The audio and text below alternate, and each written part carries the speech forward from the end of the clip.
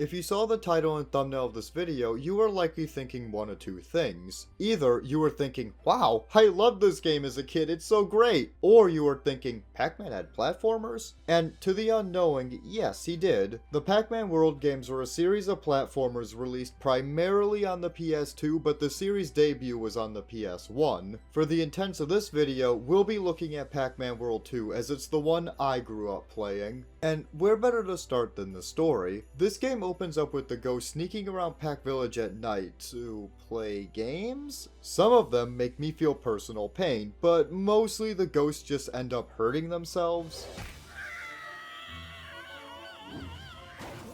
During this sequence of tomfoolery, the ghosts end up taking these magical golden fruits off of a tree that result in an ancient super ghost named Spooky being freed. Upon his release, Spooky vows to destroy Pac-Land once and for all, just as he had tried over a millennia ago. Now, why he couldn't just kill all the Pac people here and now, I couldn't tell you, but the ghosts agree to follow Spooky and they each take a golden fruit for themselves. As the night passes and morning rises, Pac-Man is informed of the situation by the professor. Not wasting a second, in fact Pac-Man didn't even say a single word, we begin our journey across the world to retrieve the golden fruit and imprison Spooky once again. It's a simple story, and as I've said many times on this channel, it fulfills its purpose and doesn't need to be anything more or less. Though, I still can't shake this feeling that Spooky is either a total idiot or the world's biggest procrastinator, because he easily could have fulfilled this plan the night of being freed. Regardless, Spooky's laziness does mean we have to go around the world to get the golden fruit back, and that of course means Pac-Man has a set of moves at his disposal we can utilize. What are these moves, you may ask? Well, Pac-Man's primary moveset consists of jumping, this is a platformer after all, these rev rolls, and butt bouncing. The rev roll can be used across longer gaps as well as be used to defeat some larger enemies, though your primary means of attack will almost always be the butt bounce. It's easy to use, works on most enemies, and it makes a fun sound. Just don't try it on the ghosts because the only way to defeat them is with a power pellet. Much like in the original Pac-Man games, these pellets only last a limited amount of time, so make sure you're quick to gobble them up is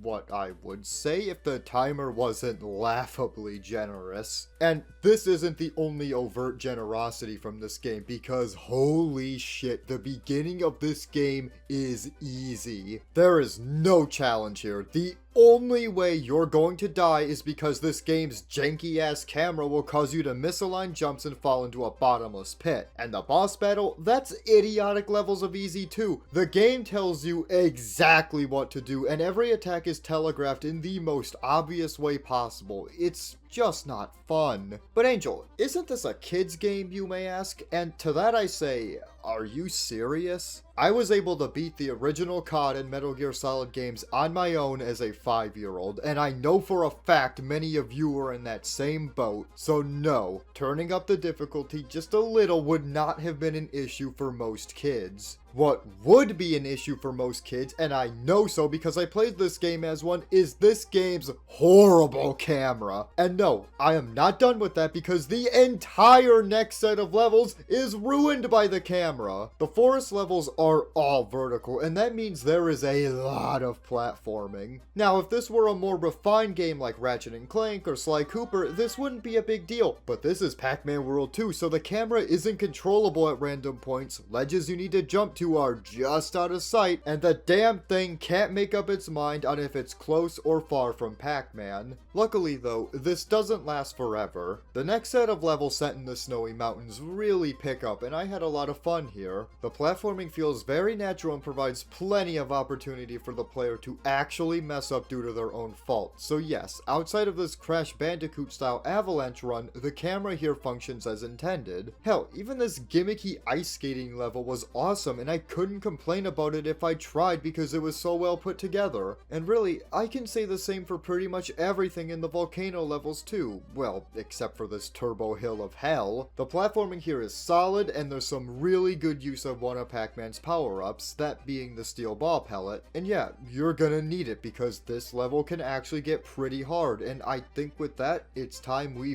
finally talk about the collectibles and life system in this game. Remember the steel ball pellets I talked about about seconds ago? Well, of course you don't, because you have TikTok brain, but this power-up is simple. You're immune to all damage and can sink underwater, which is pretty helpful in select parts of the game where you absolutely need this thing to avoid taking damage. And on the note of damage, like most PS2 platformers, this game does in fact have lives. Now, normally by this era of gaming, lives are a pretty pointless gimmick, but here in this game, due to a culmination of bullshit and some genuine difficulty, you will want those lives, lest you be sent back to the very beginning of a level.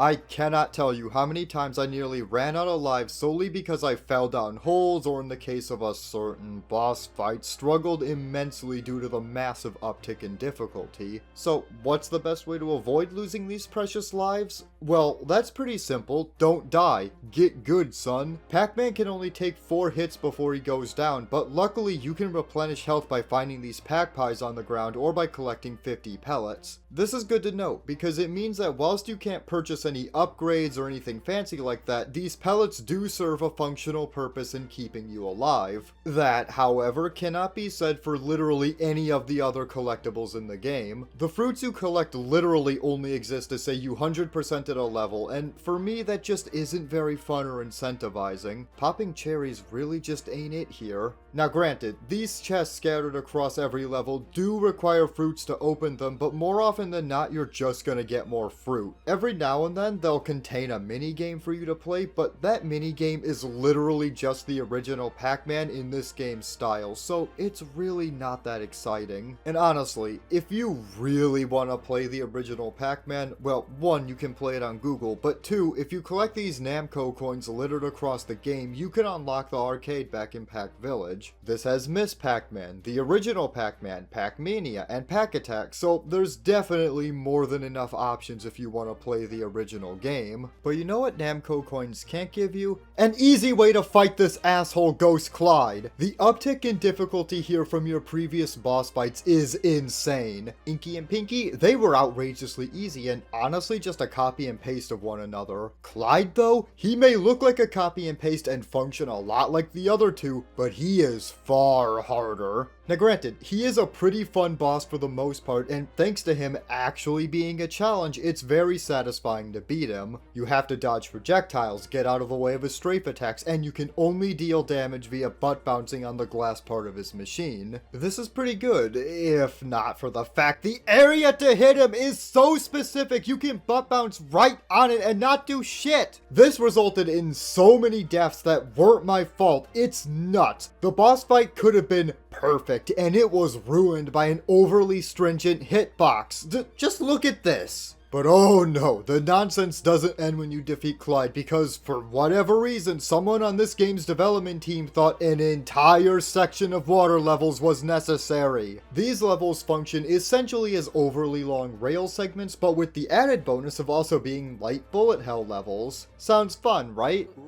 There is nothing like this in the rest of the game, and as such, the choice of level design just comes out of nowhere, and that means you're not prepared for it. And to make matters worse, the consistency of difficulty is seemingly random in these levels. Some of them are extremely easy, and all you have to do is spam the torpedoes. Others though, I hope you're good at bullet hell games because your screen will be filled with hazards. But I guess at least the boss battle for this level isn't so bad, but by the time I got to it, I was just ready for this segment to end. And thank the gods above, the swamp levels open up with a roller skate level, because honestly, I could play a whole game of this. But good things don't last forever, and the next level is just alright. Look, it's nothing crazy, but you aren't even platforming much here. You're just running forward and avoiding enemies, and really, most of the same applies to the next level. Only this time, you're in a giant maze that's easy to get lost in. I wouldn't even say it's a puzzle challenge like the game clearly wants you to think, because literally all you're doing right here is hoping you go the right way. Yeah, I'm not a big fan of mazes if you couldn't tell, because truthfully, this is pretty boring, and traversing the vastness of this maze gets annoying really quickly. Thankfully though,